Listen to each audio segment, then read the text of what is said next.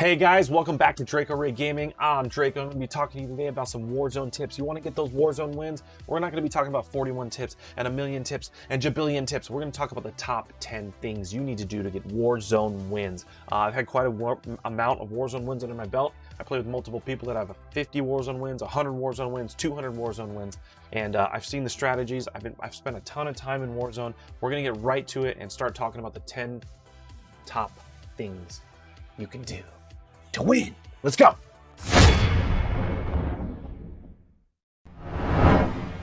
Hey, and don't forget, remember to like, comment, and subscribe. All right, I'm gonna have some gameplay going on in the background. These are some of my games. Don't worry about my big me back there, okay? We're gonna just talk about, look at that sniper shot. Okay? All right, number one. Let's bring up number one. I need number one over here. Okay, number one, get your loadout as fast as possible, okay? Go as quick as possible. Get the money, get the loadout, get the gear. The better gear you have, the better chances you have to survive. This is one method in the beginning of getting wins. The other method, honestly, is playing a little slow in the beginning. Going down to a safer zone, getting what you need, playing it a little slow in the beginning, letting everybody weed themselves out, okay? And then at the end, you play aggressive. Either way, at some point, you're gonna have to play hyper aggressive. Now, kills don't get wins in Warzone. Go watch any pro you want. Most of the top pros don't have the big wins. You'll go find people like streamers and other stuff that are nowhere near super popular top streamers. They have 1,000+ wins. They know how to get wins, okay? So there's a strategy to it. But the number one thing in the beginning is figuring out how you want to play. Where you're going to drop on the map. I'm going to play aggressive in the beginning, and I'm going to play aggressive at the end, or aggressive the whole way through. I have not seen personally playing aggressive the whole way through work for anybody, really. I mean, unless you're extremely good, then it might work okay. But the game is all about tactic and strategy, and number one really is about getting your loadout, playing hard, fast, quick, and aggressive, or playing a little bit slower and then aggressive at the end and using all that gear and things for yourself towards the end. Now, when you're playing in quads, it's really easy to drop down and get a scab. The thing lately, everyone's like, oh yeah, go down, get scabs, or get the money, or get the loadout. But it's a little bit difficult when every single person, all 150 to 200 people, are getting scabs. There's no scabs left sometimes. So it's really aggressive when you're going for the scabs. I found it, if you're playing duos or trios, to play a little bit slower in the beginning, find a safer zone, get your gear, get your loadout. Loadouts drop too. So, I mean, it's not like you have to get your loadout right in the beginning. There's some strategy to that.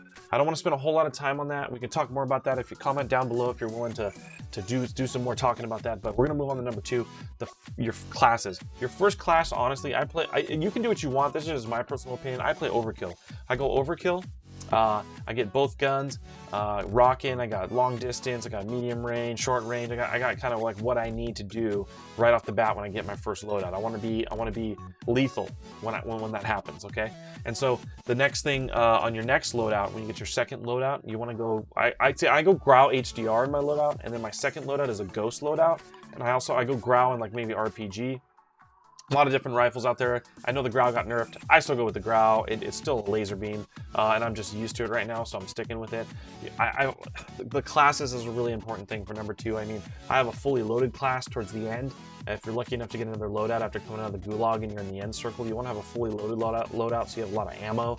I have a survival loadout where I got like stims and C4 and like whatever I need to try to win in that end game circle. So that's really important. I have like I don't even play multiplayer anymore, and I've almost used up all my loadout slots for Warzone. There's so many specific situations for Warzone if you want to get a win where you need a specific loadout. So those are some examples. Number three, oh, look at that Warzone win. Beautiful. The 3 times thermal or 3 times scope period doesn't put off a glint. So really powerful on the HDR and different weapons. If you're not looking for super long distance or one of your loadouts, you can use that. It's very powerful.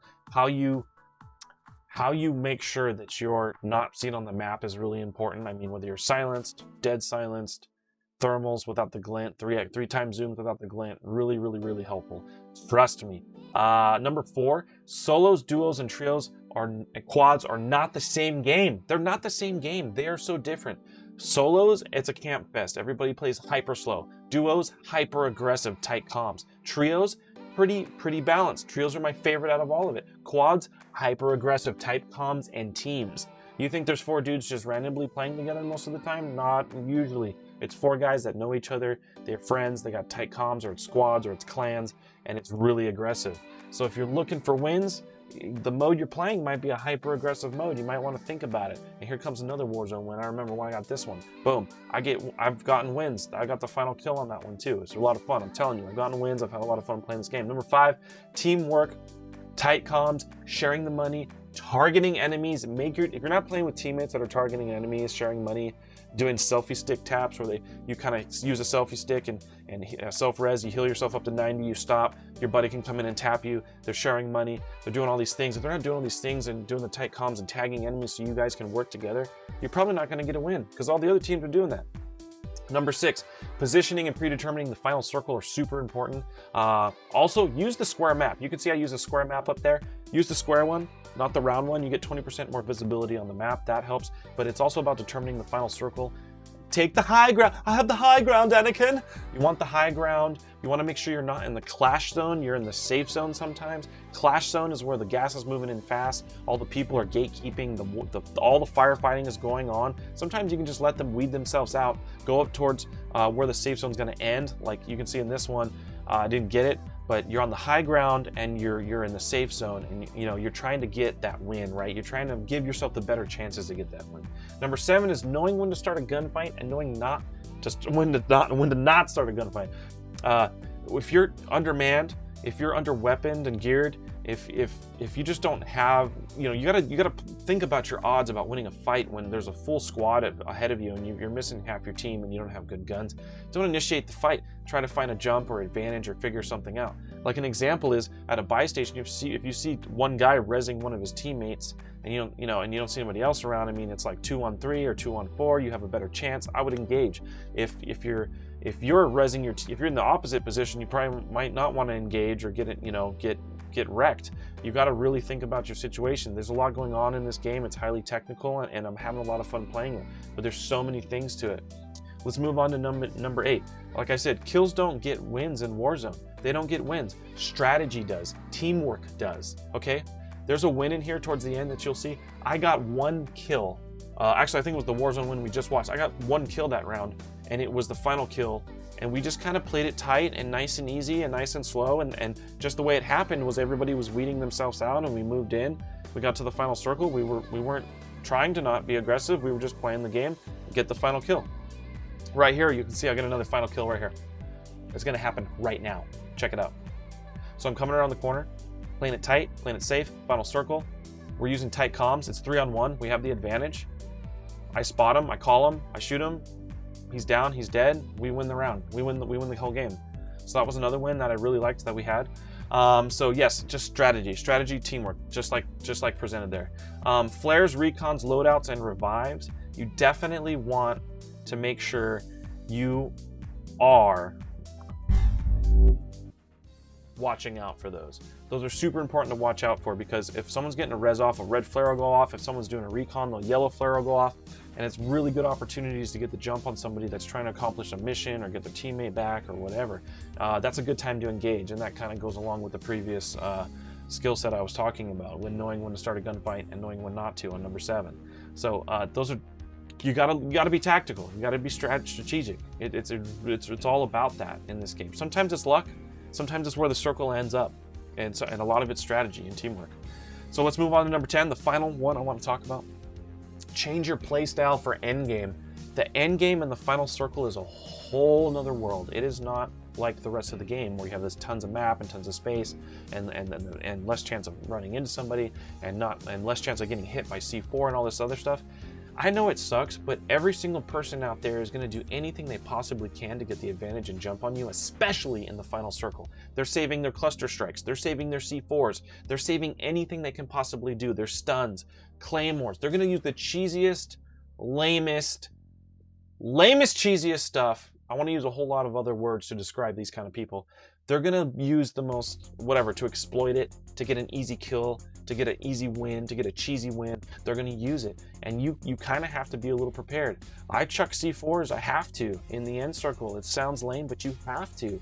I mean, the whole teams will coordinate, and they'll have 2 C4s each. That's 8 C4s in quads. 8 C4s getting chucked at you in the endgame circle, plus a cluster strike from each one of them. They all got gas masks. It gets nuts. It gets nuts, and you have to prepare yourself for that. You have to know that they're coming in hot, that they're saving this stuff for the end game. And they don't always get all this stuff at the end game, obviously, out of gulag or whatever. But I've run into it a lot of times where they've got some sneaky stuff up their sleeve. They got an ace up their sleeve, and it's really difficult to get a win. What's the point in spending 45 minutes getting all the way to the end and getting 15 kills just to get C4'd like that? It's frustrating, it's hard. Warzone is a brutal game. I've played a lot of it, and I just wanted to share my top 10 tips with you guys today. I probably won't make this video all fancy and edit it and throw up all kinds of numbers all over it and whatever. Maybe I will, I don't know. But my point is to share my gaming experience and to help you guys and help the gaming community. Please, if you like this video, please remember to like, comment, and subscribe, and I'll keep these videos coming, and I will catch you guys next time.